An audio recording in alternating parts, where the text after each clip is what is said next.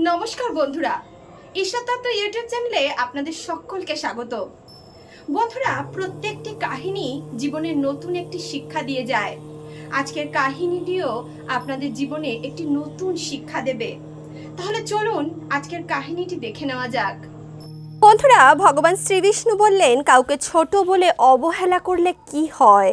সমুদ্রের ধারে একটা নিচু গাছে বাসা বেঁধে একজোড়া তিতির পাখি বাস করত।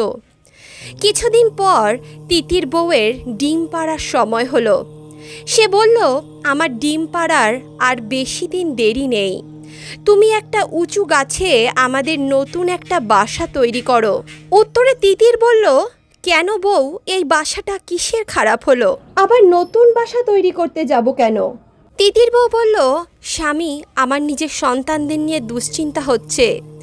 জোয়ারের সময় যেভাবে সমুদ্রের জল বাড়ছে, ভরা কোটালে তো জল আরও বেড়ে যাবে।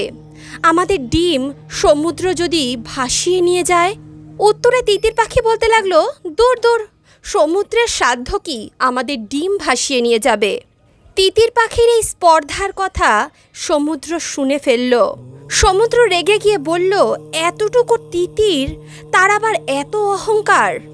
আমিও দেখি ও কিভাবে নিজের ডিম রক্ষা করে। কিছুদিন পরে তিতির পাখি তার বাসায় ডিম পাড়ল। তিতির পাখি তার সেই ডিমগুলো দেখে খুবই খুশি হয়ে গেল। একদিন খাবারের খোঁজে যখন তারা কেউ বাসায় নেই, সেই সময় সমুদ্র তার ঢেউ উঁচিয়ে ভাসিয়ে নিয়ে গেল তিতিরের ডিমগুলো। ফিরে এসে তিতির বউ দেখল তার বাসায় আর ডিম নেই। কাঁদতে কাঁদতে তিতিরকে লাঞ্ছনা করে অনেক কথা বলল। মূর্খের মতো তুমি আমার পরামর্শ শুনলে না, তার ফল হাতে নাতে পেলে। আমি বলেছিলাম অন্য জায়গায় বাসা ঠিক করো, তাহলে এমনভাবে সমুদ্রের ডিমগুলো ভেসে যেত না। তুমি এখন একটা কাজ করো, আমাদের স্বজাতিদের ডাকো। তিতির বউয়ের কথায় তিতির পাখি তার স্বজাতিদের ডেকে পাঠালো। তিতির পাখি চিল, বক, টিয়া, সারস, ময়না, ময়ূর ইত্যাদি পাখিদের ডেকে এনে আলোচনা বসালো। কি করে ডিম ফেরত পাওয়া যায় তার ব্যবস্থা করতে বসলো। বন্ধুরা, বিদ্বান ব্যক্তিরা বলেন, নিজের জীবনকে ভালোভাবে উপভোগ করার জন্য আমার সাথে কি হচ্ছে সেটা না ভেবে ভাবুন, আমি এই পরিস্থিতি থেকে বেরোনোর জন্য কি করতে পারি। একজন ব্যক্তি নিজের কার্য দ্বারা মহান হয়, তার জন্ম, জাতি অথবা কুলমর্যাদা দ্বারা নয়। তিতির পাখিও তার সন্তানদের রক্ষা করার জন্য মরিয়া হয়ে উঠল। সে তার সমজাতি পাখিদেরকে বলতে লাগলো, হে আমার বন্ধুরা, আমাকে পরামর্শ দাও কিভাবে আমি আমার সন্তানদের ফেরত পাব। সমুদ্র আমার ডিমগুলোকে ভাসিয়ে নিয়ে গেছে, আমি আমার ডিম কিভাবে ফেরত পাব? যেভাবে হোক আমি আমার ডিম ফেরত পেতে চাই। তাদের মধ্যে বক বলে উঠল, সমুদ্রের জল শোষণ করে তার ডিম উদ্ধার করতে হবে। কিন্তু আমরা এত জল কিভাবে শোষণ করব? সমুদ্র এত বিশাল আর আমরা এত ক্ষুদ্র পাখি, আমাদের দ্বারা তো এই কার্য করা সম্ভব নয়। তখন ময়ূর বলতে লাগলো, ভাই, আমার মনে হয় আমাদের গরুর রাজের কাছে যাওয়া উচিত, কারণ তিনি তো পক্ষীরাজ। আমার মনে হয় তিনি এর প্রতিকার করতে পারবেন। বন্ধুরা, সফলতা এই বিষয়ের উপর নির্ভর করে না যে আমরা কত দূর পর্যন্ত দৌড়তে পারি, বরঞ্চ সফলতা এই বিষয়ের উপর নির্ভর করে যে বিপরীত পরিস্থিতিতে আমরা কত দূর পর্যন্ত দৌড়তে পারবো। ময়ূরের কথা মতো তখন সকল পাখিরা হাজির হলো গরুর রাজের কাছে।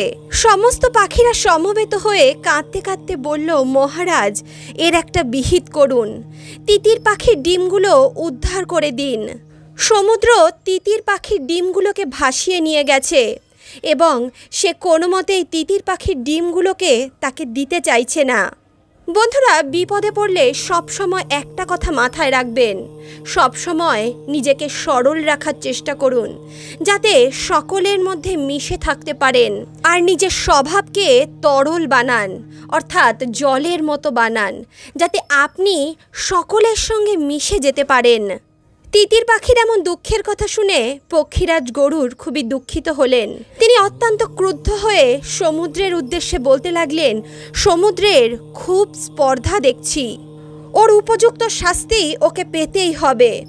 তোমরা এখন চলে যাও, আমি দেখছি কিভাবে অতি শীঘ্রই তিতির পাখির ডিম আমি উদ্ধার করতে পারি। আমি এক্ষুনি সমুদ্রের সমস্ত জল শোষণ করে তার কাছ থেকে প্রতিশোধ নিতে চাই। বন্ধুরা, বিদ্বান ব্যক্তিরা বলেন, যদি অহংকার আর নিজেকে শ্রেষ্ঠ মনে করার গর্ব সময় থাকতে পরিবর্তন না করেন, তাহলে আপনার অহংকার আপনার সময় অতি শীঘ্রই বদলে দেবে। তখন গরুড়দেব এমন সিদ্ধান্ত নিয়ে ভগবান বিষ্ণুর সমক্ষে উপস্থিত হলেন। পক্ষীরাজ গরুড় ভগবান বিষ্ণুর বাহন। ভগবান শ্রীবিষ্ণু পক্ষীরাজ ছাড়া কোথাও যান না। পক্ষীরাজ গরুড়কে ছাড়া তিনি এক মুহূর্তেও চলাফেরা করতে পারেন না। গরুড়ের পিঠে চড়েই তাকে এক স্থান থেকে অন্য স্থানে যাতায়াত করতে হয়। ভগবান শ্রীবিষ্ণু গরুড়দেবকে এমনটাই আশীর্বাদ দিয়েছিলেন। আর সমুদ্রের পদ্মের উপর শয়ন করে শ্রীবিষ্ণু বিশ্রাম করেন। সমুদ্র তার বিশ্রামের জায়গা। তাই ভগবান শ্রীবিষ্ণুর কাছে গরুড়দেব যেমন প্রিয়, ঠিক তেমনই সমুদ্রও প্রিয়। কিন্তু সমুদ্রের বেয়াদপি আদৌ ভালো নয়। সে নিরীহ তিতির পাখির ডিম ভাসিয়ে নিয়ে গেছে। বন্ধুরা, শ্রীরামের অহংকারের জ্ঞান ছিল, আর রাবণের নিজের জ্ঞানের উপর অহংকার ছিল। আর রাবণের পরিণতি তো আমরা সকলেই জানি। ঠিক তেমনি সমুদ্রের তার নিজের বিশাল আকারের উপর অহংকার হয়ে গিয়েছিল। সে মনে করেছিল একটা সামান্য তিতির পাখি তার কী বা ক্ষতি করতে পারে। গরুড়দেব যখন ভগবান বিষ্ণুকে এই সমস্ত কথা জানালেন, তখন শ্রীবিষ্ণু অত্যন্ত ক্রুদ্ধ হয়ে গেলেন। তিনি বলতে লাগলেন, চলো এক্ষুনি গিয়ে সমুদ্রের কাছ থেকে ডিম ফেরত নিয়ে আসব। এমনটা বলে সমুদ্রের কাছে হাজির হলো তারা। তখন শ্রীবিষ্ণু সমুদ্রের উদ্দেশ্যে বলতে লাগলেন, হে সমুদ্র, তুমি একটি নিরীহ পাখির উপর অত্যাচার করেছ। তুমি তার ডিম ভাসিয়ে নিয়ে গিয়ে নিজের বিশালতাকে লাঞ্ছিত করেছ। এমনটা বলেই শ্রীবিষ্ণু তার ধনুকে অগ্নিবাণ জুড়লেন।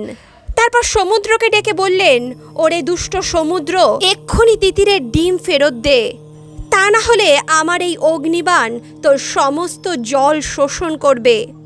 সমুদ্র ভয় পেয়ে গেল। সে ভগবান শ্রীবিষ্ণুকে বলতে লাগলো, হে প্রভু, আমাকে ক্ষমা করে দিন। আমি আমার অহংকারে অন্ধ হয়ে গেছিলাম। আমি এক্ষুনি তিতির পাখির ডিম ফেরত দিচ্ছি। এমনটা বলে সে তিতির পাখির ডিম তৎক্ষণাৎ ফেরত দিয়ে দিল। পক্ষীরাজ গরুড় সেই ডিমগুলোকে নিয়ে তিতির বউয়ের হাতে তুলে দিল। তারপর তিতির তার ডিম ফেরত পেয়ে খুবই খুশি হয়ে গেল এবং শ্রীবিষ্ণু আর গরুড়দেবকে প্রণাম জানালো। বন্ধুরা, কেউ যদি আপনাকে সুযোগ দেয় তবে তাকে নিরাশ করবেন না। আর যদি কেউ আপনার সুযোগ নেওয়ার চেষ্টা করে তবে তাকে সফলও হতে দেবেন না। আপনার সঙ্গে কারা আছে এটা প্রয়োজনীয় নয়। প্রয়োজনীয় এটা যে আপনার বিপদের সময় কারা আপনার সঙ্গে আছে, আপনার পাশে আছে। নিজেকে খুশি রাখার দায়িত্ব সব সময় নিজেকেই নিতে হবে। এই অধিকার কখনো কাউকে দেবেন না। খারাপ সময় আমাদেরকে ভেঙে গুঁড়িয়ে দেওয়ার জন্য আসে না, বরঞ্চ খারাপ সময় আসে আমাদেরকে আরও বেশি শক্ত করে তোলার জন্য। সবসময় মনে রাখবেন, আপনি যতটা দেখাচ্ছেন তার থেকে অধিক আপনার কাছে থাকা উচিত। যতটা আপনি জানেন তার থেকে কম আপনার বলা উচিত। কারণ নিন্দার ভয়ে কখনোই নিজের পথ পরিবর্তন করবেন না। কারণ সফলতা লজ্জার দ্বারা আসে না, সফলতা আসে সাহসের দ্বারা। কিছু লোক আপনার সাথে শুধুমাত্র এই কারণেই হিংসা করে যে তারা আপনার বরাবরই কখনো করতে পারবে না। সঠিক কর্ম, দৃঢ় বিশ্বাস এবং কঠোর মনোভাব ব্যক্তিকে এতটাই শক্ত করে দেয় যে সমুদ্র সমান বিশাল সমস্যাও তার কাছে ধূলিকণার সমান ক্ষুদ্র মনে হয়। সকল মিত্রতার পেছনেই কোনো না কোনো স্বার্থ লুকিয়ে থাকে। এমন কোনো মিত্রতা নেই যার মধ্যে স্বার্থসিদ্ধির ভাবনা নেই।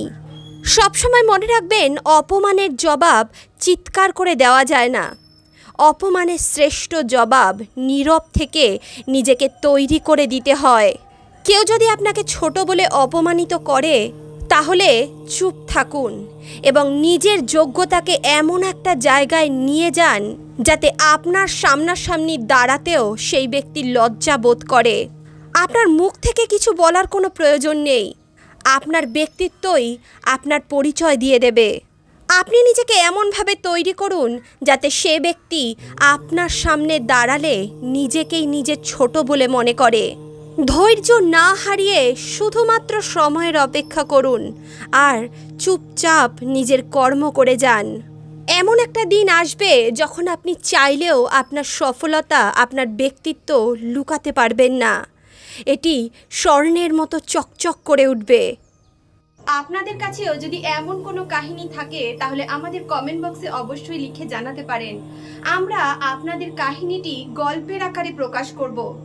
তাহলে বন্ধুরা, আজকের ভিডিওটি যদি ভালো লাগে তাহলে অবশ্যই ভিডিওটিতে একটি লাইক করুন, বন্ধু বান্ধব আত্মীয় পরিজনের সঙ্গে ভিডিওটি শেয়ার করুন আর অন্তর্মন থেকে বলুন রাধে রাধে।